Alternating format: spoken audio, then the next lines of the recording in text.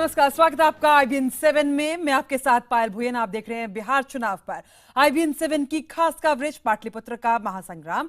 इस बुलेटिन में बिहार चुनाव से जुड़े हर खबर होगी और होंगे उस खबर के तमाम पहलू। नेताओं के सियासी बाण भी खूब होंगे, विवादास्पद बयान भी होंगे।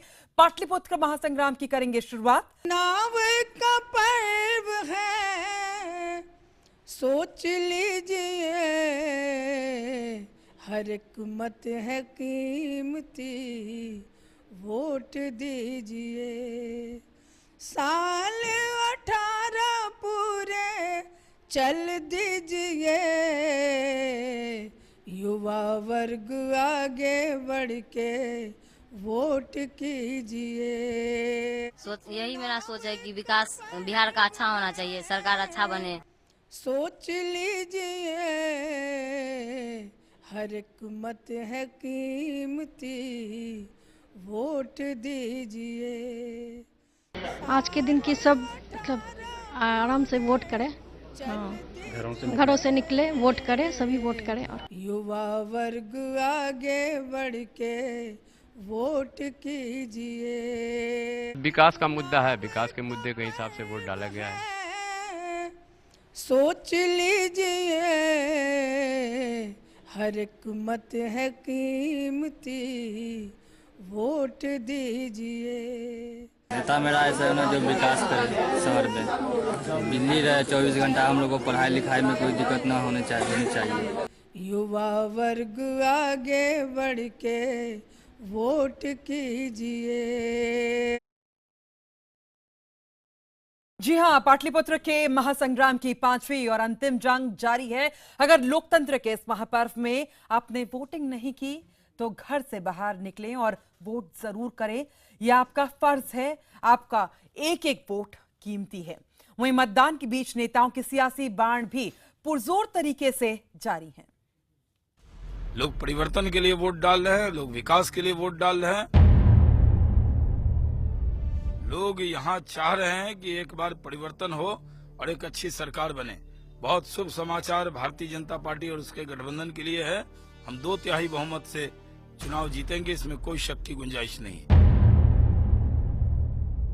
ये गाय की पूंछ पकड़ करके यहाँ भी ये चुनाव की बेचैनी पार करना चाहते थे। गाय की पूंछ पकड़ करके ये चुनाव की बेचैनी पार करने की जगह बुरी तरह है। तो भी विज्ञापन छपा है, चुनाव आयोग से सहमति के बाद छपा है। अब तो चुनाव आयोग को देखना है ना। कल उन्होंने मना किया था कि कोई पॉलिटिकल पार्टी कोई किसी तरह का ऐड नहीं देगी, उसके बावजूद भारतीय जनता पार्टी ने आज ऐड दिया। और आज चुनाव के दिन भी अगर उनकी तरफ से विज्ञापन आता है और यह अपील की जाती है कि कमल के बटन पर आप वोट डालें, तो यह सरासर इलेक्शन कमीशन का वायलेशन है, ये रूल्स और रेगुलेशन। तो भी विज्ञापन छपा है, चुनाव आयोग से सहमति के बाद छपा है। बिना सहमति के कोई विज्ञापन नहीं छपा है।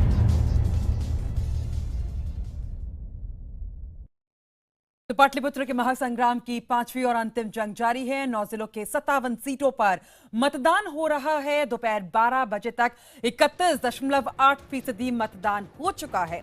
सबसे ज्यादा करीब 37% वोटिंग मधेपुरा में हुई है, जबकि सबसे कम वोटिंग 27% मधुबनी में की गई है।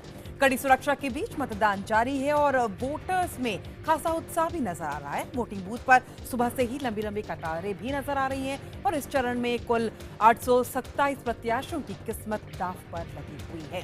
कई वीआईपी उम्मीदवारों की किस्मत भी आज दांव पर है। इनमें शामिल है सुपौल से बिहार सरकार में मंत्री विजेंद्र प्रसाद यादव, अलीनगर से आरजेडी के अब्दुल बारी की सिद्दीकी और साथ ही झंझारपुर से बीजेपी के टिकट पर पूर्व मंत्री नीतीश मिश्रा की किस्मत आज दांव पर है।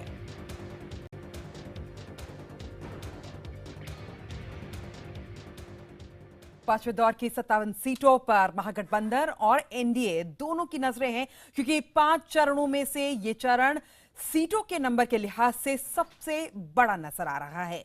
दरभंगा और मधुबनी में सबसे ज्यादा 10-10 सीटें हैं, जबकि पूर्णिया और कटिहार में 7-7, सहरसा और किशनगंज में 4-4 विधानसभा की सीटें हैं। अब देखते हैं कि पांचवें दौर के इलाकों का क्या है सियासी समीकरण, आपको बताते हैं। इस इलाके में मुस्लिम और यादवावदी सबसे ज्यादा यहां पे है, यानी कि महागठबंधन के लिए फायदेमंद। 2010 की बात अगर हम करें, 2010 में इस इलाके में सबसे ज्यादा 23 सीटें बीजेपी ने जीती थी, जबकि जेडीयू ने 20 सीटें जीती थी। लेकिन लोकसभा में हालात बदल गए। 2014 में मोदी लहर के बावजूद 9 में से सिर्फ 3 जिलों में ही बीजेपी जीती थी। लेकिन इस बार इस इलाके में कुछ क्षेत्रों में 2 और फैक्टर भी हैं, यानी कि महागठबंधन और एनडीए के अलावा ये है ओवैसी और पप्पू यादव का फैक्टर जो यहां पे काम कर सकता है। सीमांचल की 6 सीटों पर ओवैसी की पार्टी ने अपने उम्मीदवार उतारे हैं। किशनगंज और कोचाधामन में ओवैसी की पार्टी भी रेस में बताई जा रही है। और इसके अलावा पप्पू यादव भी तो है मैदान में।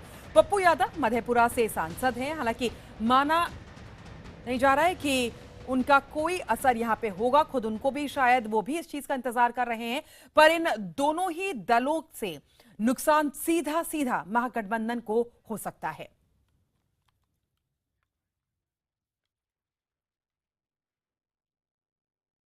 हमारे साथ इस वक्त हमारे राजनीतिक संपादक अमिताभ सिन्हा मौजूद है। अमिताभ, जिस तरीके से 2010 के नतीजे रहे इस पूरे एरिया के, या फिर हम लोकसभा चुनावों की बात करें, क्योंकि अब जो उस समय दोस्त थे अब वो आमने सामने हैं, जो दुश्मन थे वो साथ नजर आ रहे हैं, तो पिछले जो रिजल्ट्स रहे हैं उसका कोई असर यहाँ पे इस वक्त नजर आएगा इस बार चुनाव में? देखिए, जहाँ तक पोलिंग का सवाल है पायल, एक चीज तो साफ है कि 2010 में नीतीश के पक्ष में, नीतीश और बीजेपी तब साथ थे, और एक बड़ा लेथल कॉम्बिनेशन था वो, क्योंकि जातीय समीकरण भी बैठ रहा था और नीतीश बतौर कुशल प्रशासक अपनी छवि जनता के बीच ले जाने में सफल रहे थे। तब भी भीड़ सामने आई थी और ऐसा अंडर करंट था जो नीतीश के नाम पर स्वीप कर ले गया था बिहार के चुनाव को। लेकिन इस बार माहौल बदला सा है, दोस्त दुश्मन बने हैं, दुश्मन दोस्त बने हैं। लेकिन इस सीमांचल के इलाके में, दरभंगा के इलाके में भीड़ वोटर फिर एक बार मतदान केंद्रों पर आ रहा है। किसके लिए आ रहा है? नीतीश के सुशासन के लिए या फिर चेंज के लिए? पता चल जाएगा 8 तारीख को। लेकिन इतना तो साफ है कि जनता मतदान करने सामने आ रही है, और यह भी साफ हो जाएगा कि ध्रुवीकरण के आधार पर वोट पड़े हैं कि जाति के आधार पर वोट पड़े हैं, क्योंकि पूरा का पूरा चुनाव एक लगातार पल पल परिदृश्य बदलता रहा है, हर पल पर्दा उठता रहा है और नई चीज सामने आई है। तो जाहिर तौर पर काफी क्रूशियल 5वें चरण का मतदान है, और काफी कुछ दोनों पार्टियों का इस चरण पर निर्भर करता है। बीजेपी इस चरण में कुछ सेंध लगाने की उम्मीद लगाए बैठी है, पप्पू यादव और ओवैसी के दम पर, और जो महादलित और पिछड़ा वर्ग है उसके दम पर। लेकिन महागठबंधन को लग रहा है कि उसके वोट बैंक में कोई सेंध नहीं पड़ी है। जाहिर है दोनों पार्टियां, और इन सब का जवाब कहीं ना कहीं जनता ही आज देगी। ईवीएम में अपना जो पूरा मत है यहाँ पे जनता जब दे देगी, और उसके बाद 8 तारीख को इसके नतीजे आएंगे। और आइए अब आपको बताते हैं कि बिहार विधानसभा के लिए 2015 का चुनाव कैसा रहा है, कितने चरण में वोटिंग हुई और कब कब कहां कहां वोट पड़े हैं।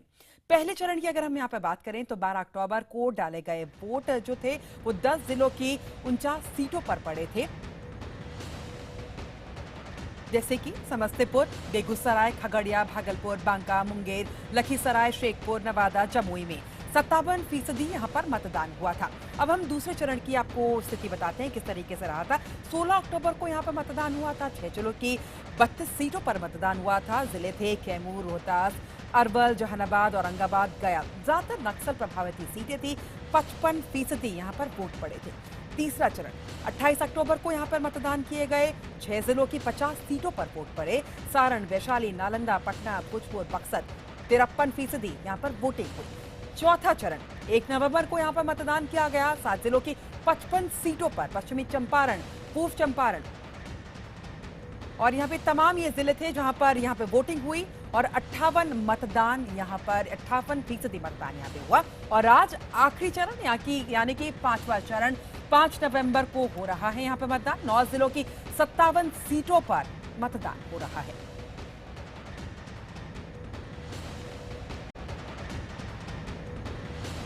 और हमारे साथ हमारे संवाददाता अमिताभ सिन्हा लगातार बने हुए हैं। अमिताभ, हमने पिछले सारे चरणों में देखा कितनी परसेंटेज वोटिंग हुई। आज भी 31.8% वोटिंग हो चुकी है 12 बजे तक। ये बताइए कि लंच से पहले इस तादाद में वोटिंग होना क्या संकेत देता है, और लंच के बाद किस तरीके की वोटिंग रह सकती है? अगर ज्यादा होती है या फिर कम होती है, किस तरीके के संकेत रहते हैं?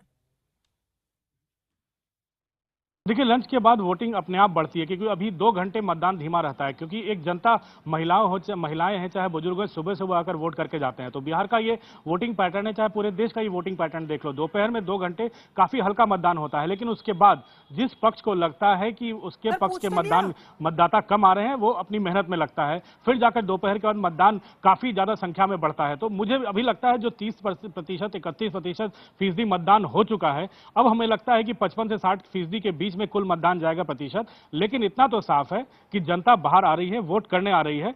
पिछली बार भी काफी मात्रा में जनता बाहर आई थी, और पहले 2 चरण के मतदान में अगर बीजेपी अपने आप को थोड़ा पिछड़ा हुआ पा रही थी, तो तीसरे और चौथे चरण में बीजेपी को लग रहा है कि उसने अपना ग्राउंड रिगेन किया है। और इसी 5वें चरण के मतदान जो सीमांचल में है, जो कि माना जा रहा है कि लालू प्रसाद यादव और नीतीश कुमार का गढ़ है, इस इलाके में अगर बीजेपी ठीक करती है तो टक्कर कांटे की हो सकती है। बिल्कुल, बहुत बहुत अमिताभ, आप हमारे साथ बने रहिए, और कैसे जो मुद्दे हैं वो इस चुनाव में बदले हैं उस पर बात करेंगे अमिताभ आपसे। वैसे बिहार चुनाव में इस बार मुद्दे भी तेजी से बदलते हुए दिखे। चुनाव की शुरुआत विकास के नाम पर हुई, लेकिन वक्त के साथ साथ मुद्दे भी तेजी से बदले। विकास से लेकर तंत्र मंत्र और पोस्टर वॉर, क्या कुछ नहीं हुआ इस चुनाव में? आइए देखते हैं बिहार चुनाव के बदलते हुए मुद्दों को।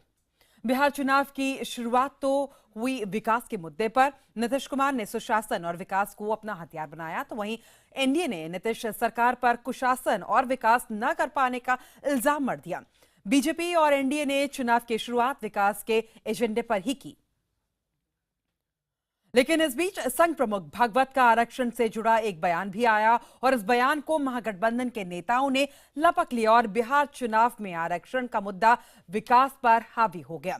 आरक्षण को लेकर मोहन भागवत के बयान से बैकफुट पर आई बीजेपी को लालू प्रसाद यादव के एक बयान से बीफ को मुद्दा बनाने का मौका भी मिल गया। बिहार बीजेपी नेताओं ने ट्वीट और बयानों के जरिए बीफ बिहार चुनाव में मुद्दा बना दिया। लालू यादव पर एनडीए, खासकर की बीजेपी के नेताओं ने मोर्चा खोल दिया, तो वहीं महागठबंधन ने इसे धार्मिक ध्रुवीकरण की साजिश करार दिया। और इसके बाद महंगाई और महंगी दाल ने चुनावी रैलियों में जगह पाई। महागठबंधन के नेताओं ने मोदी सरकार को दाल की कीमतों में बेतहाशा आय उछाल के मुद्दे पर घेरा, महंगाई दूर भगाने के दावे पर घेरा, अच्छे दिन लाने के वादे पर घेरा। और इस चुनाव में नेताओं के सियासी बाण भी खूब देखने को यहां पर मिले, लेकिन सियासी बोल में मर्यादाओं को फिर से तार-तार कर दिया गया। दोनों ओर से कई ऐसी बातें कही गई जो मर्यादा के दायरे से बाहर थी। किसी ने किसी को चोर कहा, तो जवाब में किसी ने किसी को नरभक्षी और ब्रह्मपिशाच कहा। चुनाव आयोग तक मुद्दा गया, नोटिस और चेतावनी भी दी गई। और इसके बाद वीडियो वॉर शुरू हुआ। बीजेपी ने तांत्रिक के साथ दिखने पर नीतीश पर हमला बोला, तो जादू टोने से जुड़े बयानों को लेकर लालू पर, तो वहीं महागठबंधन ने आसाराम के वीडियो को लेकर प्रधानमंत्री मोदी पर पलटवार किया। हालांकि नीतीश का तांत्रिक वाला और मोदी का आसाराम वाला दोनों ही वीडियो पुराना था। चुनावी जंग में अंत तक पोस्टर वॉर भी छिड़ गई। बीजेपी ने गाय को लेकर महागठबंधन नेताओं पर निशाना साधा, तो वहीं आज एक बार फिर संघ से जुड़ा पोस्टर छापकर महागठबंधन पर वार किया गया है। हमारे साथ हमारे राजनीतिक संपादक अमिताभ सिन्हा लगातार बने हुए हैं। अमिताभ, शुरुआत हुई थी विकास के मुद्दे तक, और अंत तक आते आते बहुत सारी चीजें इस इलेक्शन में हमें देखने के लिए मिली, बहुत सारी बातें यहां पर देखने के लिए मिली। लेकिन ये बताइए कि क्या ये एक स्ट्रैटेजी के रूप में किया गया, या फिर ये तमाम पॉलिटिकल पार्टीज यही समझती हैं कि बिहार की जनता को कास्ट से डराया जा सकता है, जाति से डराया जा सकता है, रिलीजन से डराया जा सकता है? देखिए, 2 चीजें साफ हैं। ये चुनाव हमेशा यादगार रहेगा। चुनावी नतीजे जो भी आए, महागठबंधन जीते या फिर भाजपा जीते, बीजेपी जीते, लेकिन ये चुनाव हमेशा याद रखा जाएगा पायल, इसलिए क्योंकि नेताओं की तल्ख जुबान, एक दूसरे पर निशाना साधना, बदजुबानी, और जिस तरह से मर्यादा को ध्यान में रखकर भी बयान न दिया जाना, तमाम ऐसे बयान आए जो नेताओं के बीच काफी तल्खी बढ़ा गए। और ये तल्खी शायद भारत के लोग